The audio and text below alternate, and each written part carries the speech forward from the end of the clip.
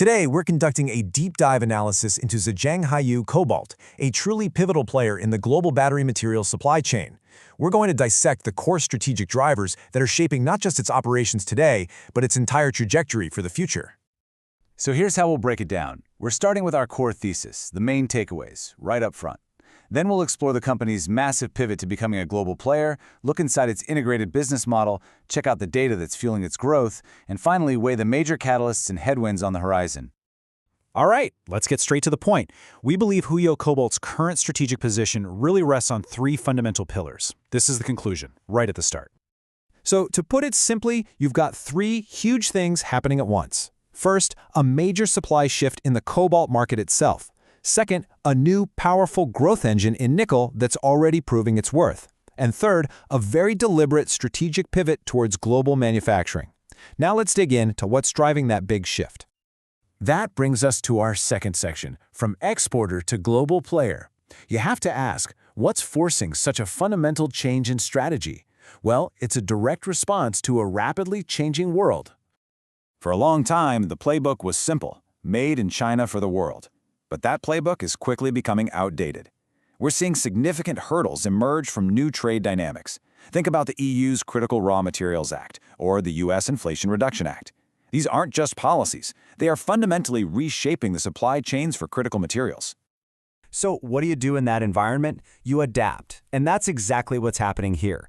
The strategy is evolving from a model based on domestic manufacturing to one that leverages overseas resources for international manufacturing. It's a proactive move, designed to place production right inside key global markets. Okay, so how can a company even pull off such a massive global pivot? The answer really lies in its core business model. We're talking about vertical integration. And this is what creates its significant competitive advantage, what you might call its cost moat. Vertical integration is all about control, controlling the entire value chain. For Huayo, that means everything from the mine itself all the way to highly advanced battery materials. This creates an incredibly powerful economic buffer against market volatility. You really see two different ways of doing business in this space. On one side, you have Huayo's integrated model. They control their own resources and use advanced, low-cost processing. This gives them a structural cost advantage and, just as importantly, supply stability. On the other side, you have competitors who are buying materials on the open market. They're far more vulnerable to price swings and supply shocks. That integration is really the bedrock of Huayo's position. All right, the strategy sounds solid in theory, but do the numbers actually back it up? Let's dig into the financial data to see what the story tells us. And the numbers are quite telling. A 62.3% year-over-year jump in net profit for the first half of 2025. That's a serious figure. And when you look under the hood, you see exactly where it's coming from, the nickel business.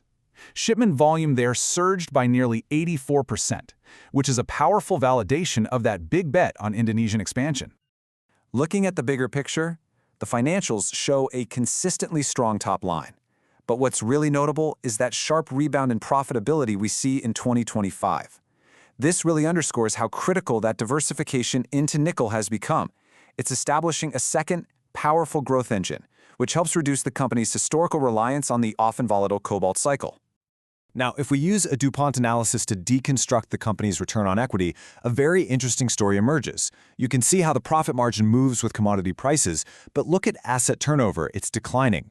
Now, that's not a sign of inefficiency, that's the direct result of massive capital investment in new projects. And how do you pay for all that expansion? Well, you see it in the equity multiplier. It's high, indicating a growth model that relies on significant financial leverage. So, we've seen the strategy and we've seen the numbers. Now for the final piece of the puzzle. What's coming next? Let's look at the major forces, both the tailwinds pushing the company forward and the headwinds it's sailing against. On one hand, you have some powerful catalysts at play. New cobalt quotas in the DRC are tightening supply, which supports prices.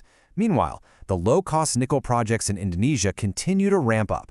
But you have to balance that against some very real risks. There's policy risk, both from resource nationalism and Western trade rules. There's technology risk from the rise of cobalt-free batteries. And of course, there's financial risk tied to that high-leverage model, which could become a vulnerability if the market turns down. And this all brings us to the central strategic question for the future. The company has built a highly efficient, integrated business with a clear cost advantage. The ultimate test will be whether that internal strength, That cost moat is durable enough to withstand the powerful external pressures of geopolitics and disruptive technological change. How it navigates that challenge will define its success for years to come.